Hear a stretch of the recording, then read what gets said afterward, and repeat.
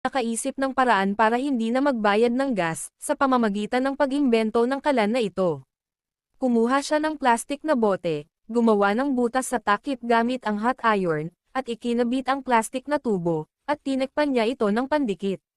Gumamit din siya ng mga bulok na prutas na wala nang may gusto, tinadtad ito, nagdagdag ng lime powder para sa fermentation, at pinuno ang bote. Pagkatapos maghintay ng 3 araw para sa fermentation, tuluyan nang nabulok ang mga prutas.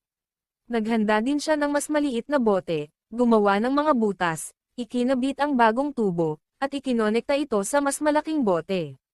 Pinuno niya ng tubig ang mas maliit na bote at hinigpitan ang takip, at dahil doon, nakagawa siya ng biogas fermentation, at inayos niya ang kanilang bakal na tubong lalagyan, at nang buksan na niya ang biogas, nagliyab ito at nakapagluto siya, at hindi na magbabayad pa ng gas, at kung sa tingin mo